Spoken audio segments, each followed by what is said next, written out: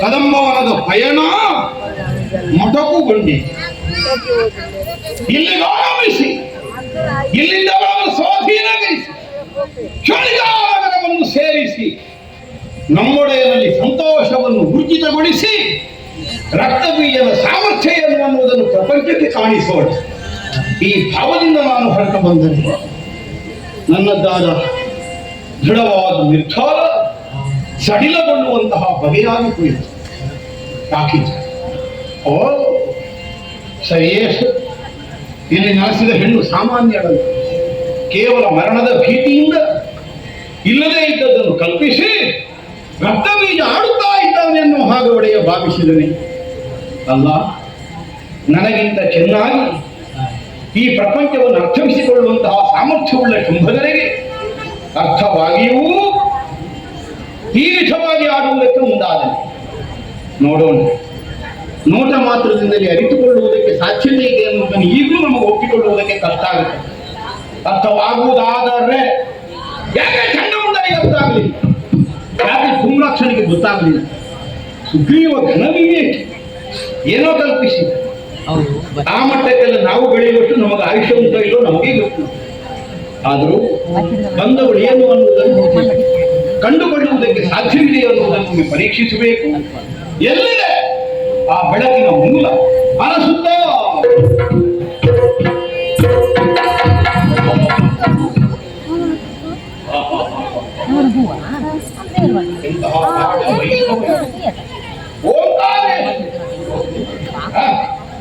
ಏನು ಹೇಳಬೇಕು? ಹೌದಲ್ಲ, ಇಚ್ಛಾಕ್ರಿಯಾ ಜ್ಞಾನ, ಸೃಷ್ಟಿ ಸ್ಥಿತಿ ಲಯ, ಅಕಾರ ಉಕಾರ ಮಕಾರ, ಸ್ವರ್ಗ ಮಧ್ಯ ಪಾತಾಳ ಎಲ್ಲ ಮೂರೇ. ಈ ಮೂರನ್ನು ಮೀರಿ ವ್ಯವಹರಿಸಬಲ್ಲಂತಹ ಸಾಮರ್ಥ್ಯ ಯಾವನಿಗೂ ಇಲ್ಲ. ಹೇಳಿಕೆಗೆ ಹೇಳ್ತೇವೆ 14 ಲೋಕ, ಅದು 3 ಲೋಕದ ವ್ಯಾಪ್ತಿಯ ಒಳಗೆ ಇರುವುದಲ್ಲ. ಎಷ್ಟು ಸಾಧಿಸಿದವು ಈ ಮನುಷ್ಯನ ಉತ್ತರಿಸುವುದಕ್ಕೆ ಯಾವನಿಗೂ ಸಾಮರ್ಥ್ಯ ಇಲ್ಲ. ಹಾಗಿದ್ರೆ 3 ಲೋಕದಲ್ಲಿ ಎಲ್ಲಿ ತಿರುಗಿದ್ರು ನಮಗೆ ಕಾಣಿಸದೇ ಇದ್ದ ಇವಳು ಇಂದಿಗೆ ಅಲ್ಲಿಂದ ಬಂದಳು. ಹಾಗಿದ್ರೆ 3 ಲೋಕದ ವ್ಯಾಪ್ತಿಗಿಂತ ಆಚೆಯೂ ಇರಬಲ್ಲವಳು, ಆಚೆಯೇ ಇರಬಲ್ಲವಳು, ಬೇಕಾದಾಗ ಮಾತ್ರ ಅದರೊಳಗೆ ಬರಬಲ್ಲವಳು ಅನ್ನುವುದರಿಂದ ಸ್ಪಷ್ಟವಾಗುತ್ತಾ ಇದೆ. ಇಂಥವಳನ್ನು ಕೆಣಕಿ ದಾನವ ಕುಲದ ಸರ್ವನಾಶ ಮಾಡುವ ಕಾಲ ಒದಗಿತಲ್ಲ ಶಿವನೇ, ಮಾಡಲೇ. ಕೆಲವು ಸಲ ಏನಾಗುತ್ತದೆ, ರೋಗ ಗೊತ್ತಿರುವುದಿಲ್ಲ, ಆಪತ್ತನ್ನು ಅನುಭವಿಸಬೇಕಾಗಿ ಬರ್ತದೆ. ರೋಗ ಗೊತ್ತಾದರೆ ಔಷಧವನ್ನು ಮಾಡಿ ಗುಣಪಡಿಸಿಕೊಳ್ಳಿಕ್ಕೆ ಬರ್ತದೆ. ಇನ್ನು ಕೆಲವು ಸಂದರ್ಭಗಳಲ್ಲಿ ಹಾಗಲ್ಲ, ಸಂಕಟವೂ ತಪ್ಪುವುದಿಲ್ಲ, ರೋಗವೂ ತಿಳಿದಿರ್ತದೆ, ಆದರೆ ಔಷಧ ಮಾತ್ರ ನಮಗದಕ್ಕೆ ಪಥ್ಯವಾದದ್ದು ಸಿಗುವುದಿಲ್ಲ. ನಮಗಾದದ್ದು ರೋಗ ಎನ್ನುವುದೂ ಗೊತ್ತಾಗಿದೆ, ಇದಕ್ಕೆ ಔಷಧ ಯಾವುದು ಅಂತಲೂ ಗೊತ್ತಿದೆ, ನಮಗೆ ಪಥ್ಯ ಆಗುವುದಿಲ್ಲ. ಶಿವನೇ ಮಾಡಲಿ. ಹಾಗಾಗಿ ಸಮಷ್ಟಿ ಚಿಂತನೆಯನ್ನು ಬಿಡೋಣ. ವ್ಯಷ್ಟಿ ಚಿಂತನೆ ಅಷ್ಟೇ ಸಾಕು. ಏನು ಮಾಡಬೇಕು? ಹಲವು ವ್ಯಷ್ಟಿಗಳು ಕೂಡಿದರೂ ಒಂದು ಸಮಷ್ಟಿ. ಶುಂಭದವರಲ್ಲಿ ಒಂದು ಹೇಳಿದೆ, ಹೋಗಿ ಅಡಿಗೆ ನಮ್ದು ಬೇಡ ಅಡಿದವ. ಯಾಕೆ ಬೇಡ ಹೇಳಿದ ಅನ್ನೋದು ನಮಗೆ ಅರ್ಥ ಆಗಬೇಕೋ ಬೇಡವೋ? ಅಡಿಗೆರಾಗಿದ್ರು ಬದುಕಿ ಉಳಿಯುವ ಸಂದರ್ಭ ಇದ್ರೂ ಅಡಿಗೆರಾಗಬೇಕಾಗುತ್ತೆ. ನೋಡೋಣ, ಶುಂಭದವರಿಗೆ ಒಂದು ದಾರಿದೀಪ. ನಾನು ಅಡಿಗೆರಾಗಿದ್ದೆ, ನನಗೆ ರಕ್ಷಣೆ ಸಿಕ್ಕಿದ್ದು ಹಿಂದಿನಿಂದ ಒಂದು ಶುಂಭನು ಕಿರೀಟ ಬಿಟ್ಟ ಅಲ್ಲ, ತಲೆಯ ಮೇಲಿರುವ ಕಿರೀಟ ತಲೆಯ ಸಹಿತ ಹೋಗಿ ಅಂತ ಹೋರಾಡಿ. ನೋಡೋಣ ಮುಂದೆ.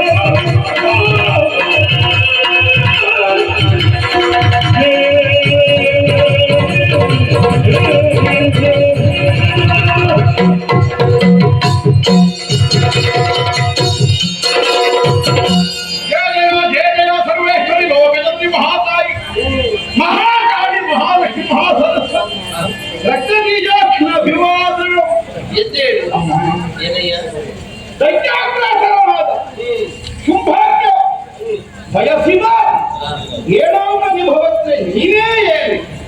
ಹಾಗೆ ಭಾವಿಸಿದ್ರೆ ಮುಖ ಕಾಣುವಾಗ ಗೊತ್ತಾಗ್ತದೆ. ಸ್ವಭಾವಕ್ಕಾಗಿ ಪ್ರಶ್ನೆ ಮಾಡಿ ಚಂದ್ರೋಪಮವಾದ ಅಮೃತೋಪಮವಾದ ಹಿತವಾದಂತಹ ದೃಷ್ಟಿಯಿಂದ ಕಡೆಯಿಂದ ಇದ್ದ ಕಡೆಗೆ ಬೆಳೆದು ಬರಲಿ. ಬದಲಾಗಿ ಬಹಳವಾಗಿ ತಪ್ಪಿಸುವ ಗುಣವುಳ್ಳ ಸೂರ್ಯನಂತೆ ದಾನವ ಸಾಮ್ರಾಜ್ಯವನ್ನು ಕೊತ್ತಿ ಉಳಿಸುವಂತಹ ಪ್ರಬಲವಾದ ಕಿರಣವನ್ನು ಬೀರುತ್ತಾ ಇದೆ. ಅದನ್ನು ಬಿಟ್ಟು ಇಷ್ಟರವರೆಗೆ ಸೂರ್ಯಮುಖಿಯಾಗಿ ಆಯ್ತದೆ, ಇನ್ನಾದ್ರೂ ಚಂದ್ರಮುಖಿಯ ಸೂರ್ಯಮುಖಿ ತಂದಿರುವ ಹನ್ನೊಂದಣವನ್ನು ಯಾರು ಶೋಣಿತ ಅರಮನೆಗೆ ಸೇರಿಸಿ ನಮ್ಮ ಒಡೆಯರೊಂದಿಗೆ ನಿನ್ನ ವಿವಾಹದ ಬೇರಿಸಿ ಅನವರತ ನಿನ್ನ ಪಾದ ಸೇರಿಸಿ ಬದುಕಿನ ಧನ್ಯತೆಯನ್ನೇ ಗಳಿಸಿ ನಿಶ್ಚಿಂತರಾಗಿ ಪ್ರಾಣಕ್ಕೆ ಕೂತಿದ್ದೇವೆ. ಬರಬೇಕು. ಈಗಾಗಲೇ ಅತ್ಯುನ್ನತ ಪದವಿಯನ್ನು ಏರಿದ್ದಾನೆ ನೋಡೆಯ ಶುಂಭ. ಬಣ್ಣನೆಯ ಮಾತುಗಳನ್ನಾಡಿ ಮತ್ತು ಎತ್ತರಕ್ಕೆ ಏರಿಸಿಯೇ ಬಂದಿರು. ಅವನನ್ನು ಇಳಿಸುವ ಸಲುವಾಗಿ ಕದಮ ಕಾಂತರದಲ್ಲಿ ಸಾಕಾರಗೊಂಡಿದ್ದೇನೆ. ಏನು ಬರಲಿಲ್ಲ ಅಂತ ನೋಡು. ಅವನು ಬರಲಿಲ್ಲ, ತನ್ನವರನ್ನೆಲ್ಲ ಕಳುಹಿಸಿಕೊಟ್ಟ, ನನ್ನ ಕೈಯಿಂದಲೇ ಕೊಲ್ಲಿಸಿದ. ಬಾರದೆ ಉಳಿದ ಅವನನ್ನ ಪೊಗಳುವ ರಣಹೇಳಿ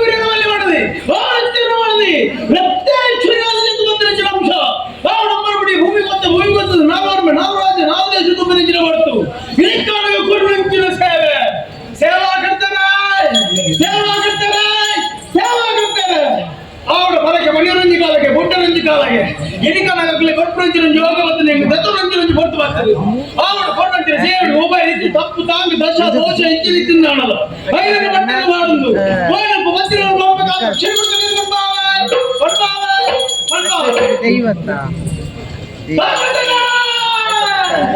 వారి పద ఉండరు అంతే వాళ్ళ మనసుతో బాగుంది ఉడల్లో ఎక్కువ శుద్ధవాణించిన మధ్య అమ్మ పోవడం ఉండవు